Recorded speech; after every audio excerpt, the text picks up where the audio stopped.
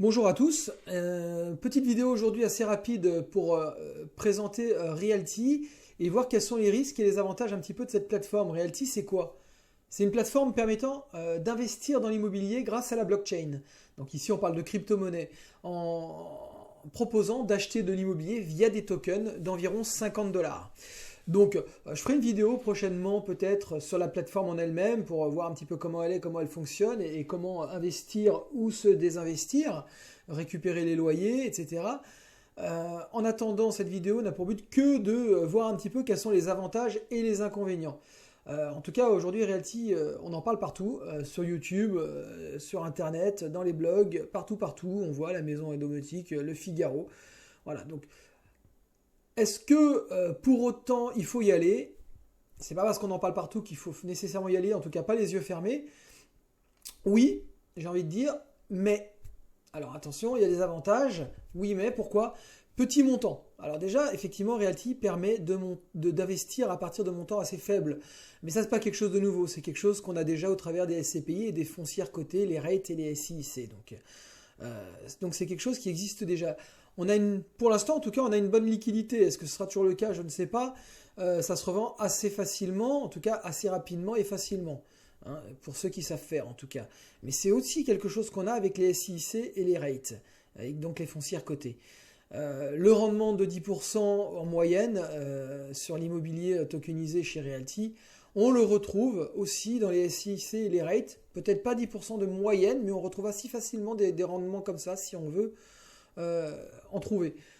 Facilité d'investissement. Alors c'est vrai que sur Realty, pour investir, on prend sa carte bleue et en quelques secondes on a acheté un token ou plusieurs tokens d'immobilier. Mais j'ai envie de vous dire que c'est pareil, hein. Les REIT et les SIIC, donc en foncière cotée, en quelques clics sur son compte titre, on achète et en quelques clics même on revend des actions. Pour les SCPI, c'est un tout petit peu plus long, quoique. Si on enlève la partie conformité, c'est-à-dire toute la réglementation qui fait que je conseille mes clients quand j'en fais, si on enlève toute cette partie-là qui fait aussi qu'on est sur des placements ultra sécurisés, hein, je veux dire, on est censé être bien informé sur ce qu'on fait et bien comprendre. Si on enlève cette partie-là, en elle-même, la partie souscription SCPI est très rapide, hein. Moi, même pour mes clients, je prépare tout, je leur envoie et en réalité, en 5-10 minutes, c'est fait. L'accès au marché américain. Effectivement, c'est un élément intéressant de cette plateforme, nous permet d'accéder à un marché qui est difficilement accessible, sinon, si ce n'est que les rates, encore une fois, le proposent assez facilement. Et la revente facile, c'est comme j'ai dit tout à l'heure, effectivement, on revend assez facilement, bien que, on verra après, ces tokens. J'ai envie de dire, c'est pareil, les SCPI, on remplit un bulletin, on envoie à la société de gestion, et aujourd'hui, 2 semaines plus tard, je l'ai fait encore il y a quelques temps, enfin, c'était l'année dernière, 2 semaines plus tard, on récupère les fonds sur son compte en banque. Les REIT et les SIIC, c'est encore plus rapide. En un clic, on a revendu. Ce sont des actions. Donc, j'ai envie de dire qu'à ce niveau-là, les avantages de Realty sont là, sont présents, ils sont bien réels, mais ils ne sont pas nécessairement très novateurs, hein. C'est des avantages qu'on a déjà sur plus ou moins les SCPI, les REIT et les SIIC. Donc, rien de nouveau aujourd'hui sous le soleil. Les inconvénients, par contre, on a les risques liés à Realty, effectivement, hein, la société elle-même, si elle venait à faire défaut, à couler, quel serait l'impact sur nos investissements? Je ne peux pas vous dire l'ampleur aujourd'hui, j'en ai aucune idée, hein, sincèrement. Il y en aurait un, c'est sûr. De quelle ampleur, je ne sais pas. Quels sont les risques liés à la blockchain? Pareil, il y en a forcément, vu qu'on utilise la blockchain, il y a nécessairement un risque lié à la blockchain. On l'a vu, il y a des stablecoins, pour ceux qui connaissent, qui se sont cassés la figure il n'y a pas si longtemps que ça. Donc, qu'est-ce qui se passe si demain les stablecoins utilisés par Realty venaient à subir la même chose? Bon, je ne sais pas, encore une fois, dans quelle mesure on pourrait être impacté, mais ça reste un risque existant. Risque lié à l'immobilier américain et risque lié aux revenus, là-dessus on est d'accord, c'est une évidence.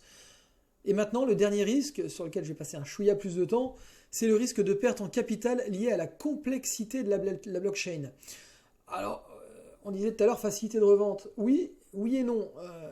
Pour quelqu'un qui ne connaît pas bien, comme moi quand j'ai commencé, revendre ces tokens,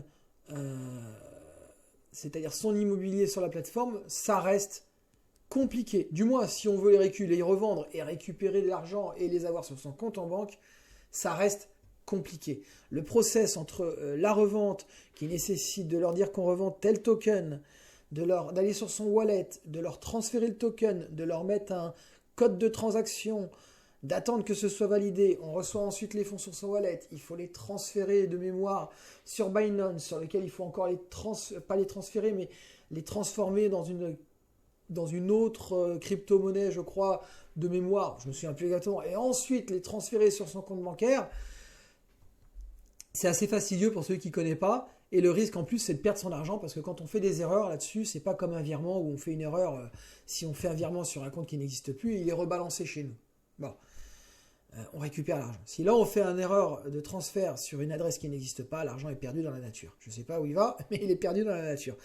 Donc ça, ce sont des risques qui sont extraordinairement importants, parce que un néophyte va faire des erreurs. S'il ne fait pas attention, s'il va trop vite, ça engendre du stress, parce qu'on a peur de faire des bêtises.